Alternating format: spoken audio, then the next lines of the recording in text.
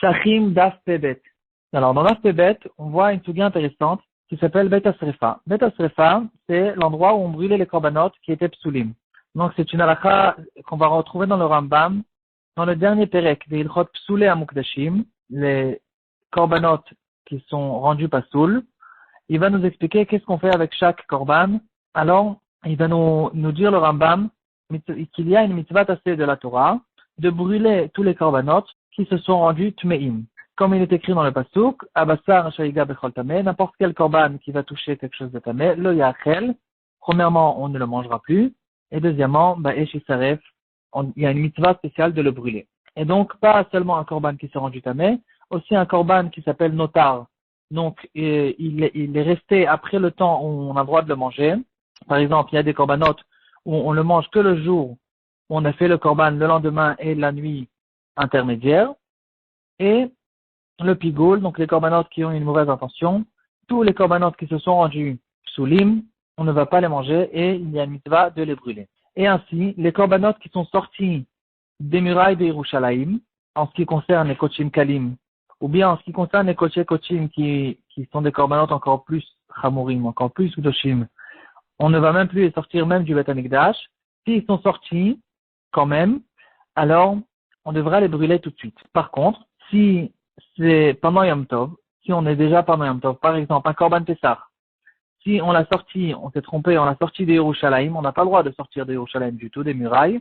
Alors, si on est encore avant que le Chag est rentré, alors on le brûlera tout de suite. Par contre, si le Chag est déjà rentré, il faudra attendre le lendemain, la nuit, où quand le Chag va sortir, et c'est que à ce moment-là qu'on pourra le brûler, parce qu'on n'a pas le droit de brûler pendant Yom Tov des choses qui ne sont pas pour manger tout de suite. Donc ça, c'est une halakha qu'on va retrouver dans les halakhot de Korban Pessah, Perek Dalet, halakha Gimel. Maintenant, les kochim qui se sont rendus pasoul, pas qui sont sortis, pas qui se sont rendus pasoul en sortant, mais qui se sont rendus pasoul comme dans les cas généraux, par exemple, que le Kohen a eu une mauvaise intention, ou bien qui s'est rendu tamé. Alors, en ce qui concerne les kochim qu'on mange que dans la Hazara, alors ils seront brûlés aussi que dans la Hazara. Les kochim kalim, on les brûlera dans tout Yerushalayim. C'est-à-dire, de la même manière que aux endroits où on peut les manger, on doit les brûler aussi. On ne sortira pas des kochim de la Hazara, même s'ils se sont rendus tamés, et même si c'est que maintenant pour les brûler. Et encore une halakha, un korban qu'on a fait la shrita normalement, avec une bonne intention, qui ne s'est pas rendu tamé, mais après quand on lui a ouvert ses parties intérieures, on a vu qu'en fait il était taref, il était malade. Un korban comme ça aussi, il y a une mitzvah de le brûler. Ça se trouve dans le Rambam autre part, dans la Halachot Isurei Mizbeach, dans le deuxième pérek. En ce qui concerne les os, est-ce qu'on brûle les os? Alors en général, dans les korbanot, on n'a pas besoin de brûler les os. C'est que le moelle qui se trouve dans les os, qu'on considère comme de la viande mangeable et qu'on devra brûler. Et par contre, dans le korban Pessah, c'est pas comme ça. On devra brûler les os du korban avec la viande s'il en reste à la fin de la nuit.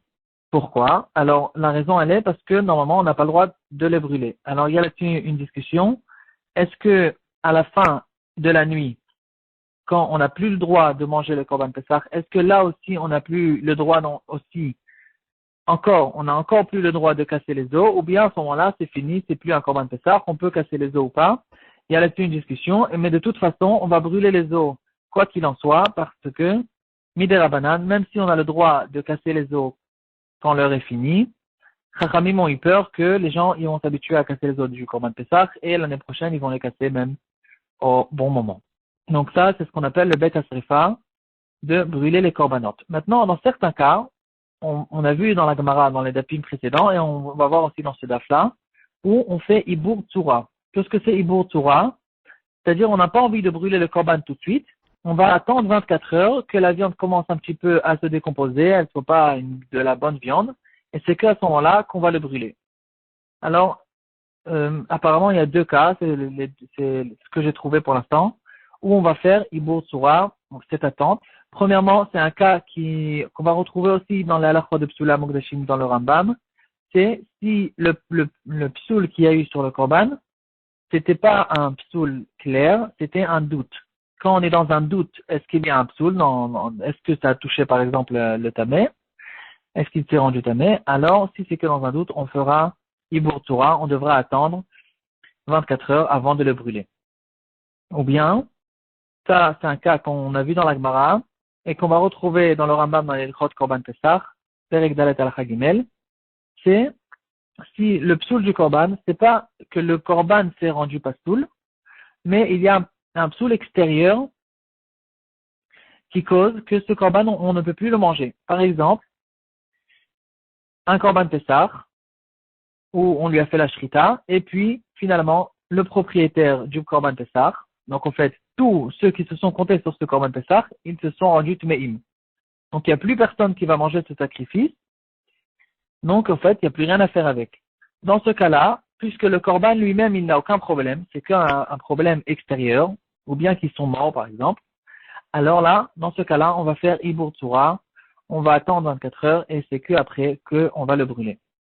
Ensuite, juste pour compléter cette sugia-là, on va voir aussi que dans certains cas, il faut, on ne le brûle pas et on ne fera pas non plus Ibur Tzura, c'est-à-dire on va même pas le brûler plus tard, mais non, il y a des cas où la Torah demande qu'on l'enterre. Il faut une kvura. Ça se trouve dans la Rambam, dans la Halacha Yud Aleph aussi, dans le dernier pérec de Psula Mokdashim. Et au fait, ça sera dans tout ce qui est interdit d'après la Torah, même d'en profiter, alors il y a une mitzvah générale de l'enterrer afin qu'il ne reste pas sur place et que les gens n'en profitent pas. Alors il y a aussi des cas dans le korban, ça peut être un bassar de chalav ou un peter chamor, egla arufa, etc. Mais dans les korbanot aussi on retrouve un korban que quelqu'un l'a rendu ekdesh et puis il n'a pas eu le temps de l'approcher au Beth Amikdash et il est mort. Dans ce cas-là, puisqu'on n'a pas le droit d'en profiter, au fait, il n'y a pas une mitzvah de le brûler. C'est pas un korban qui a été sacrifié et qui s'est rendu tamé. Dans ce cas-là, on va l'enterrer. Et ou bien, le contraire. Un korban qu'on a approché dans le Beth Amikdash, mais au fait, ce n'était pas du tout un korban, c'était un choulin. On ne l'avait pas rendu ekdesh avant.